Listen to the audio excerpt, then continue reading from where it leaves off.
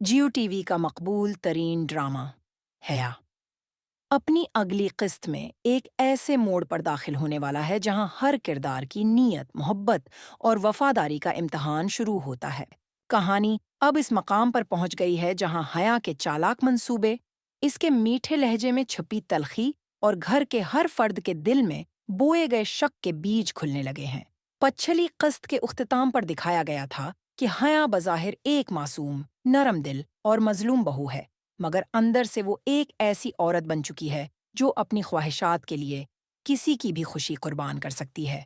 अगली किस्त में इसकी ये चालें वाज़ेह तौर पर सामने आती। इस किस्त की सबसे अहम झलक वो है जब थिया अपनी दोनों जीठानियों साइमा और रफ़त के दरमियान गलत फहमियां पैदा करती है।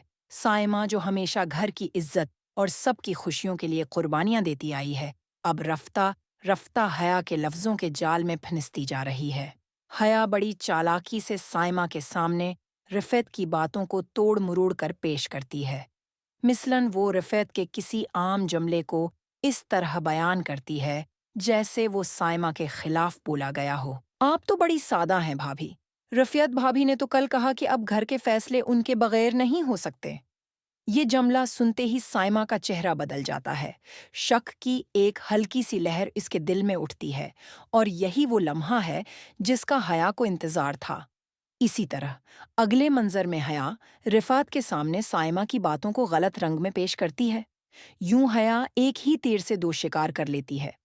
एक तरफ वो घर की दोनों जीठानियों को एक दूसरे के खिलाफ कर देती है, दूसरी तरफ वो खुद को हर बार एक मजलूम और सच्ची मान बहू के रूप में पेश करती है। रोहान और जुरार की दोस्ती दुश्मनी में बदलती हुई नजर आ रही है। पिछली किस्तों में रोहान और जुरार की भाईचारे की मिसाल दी जाती थी।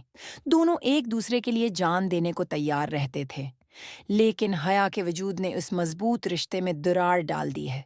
अगली किस्त में दिखाया जाएगा कि हया किस तरह रोहान और जुरार के दरमियान एतमाद की दीवार गिराती है। ज़िरार हया पर अंधा एतमाद करता है। वो इसके हर आंसू, हर शिकायत को सच मान लेता है।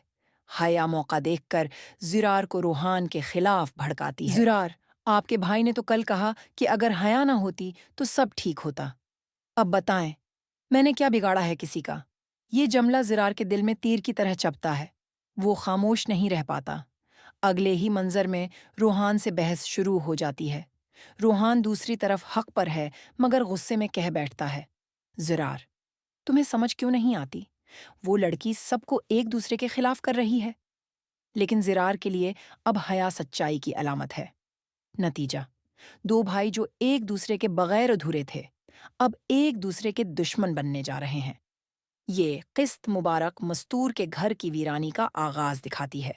जो कभी हंसी, मोहब्बत और इत्तेहाद की मिसाल था, अब वहां बदगुमानियों और खामोशियों ने डेरे डाल लिए हैं।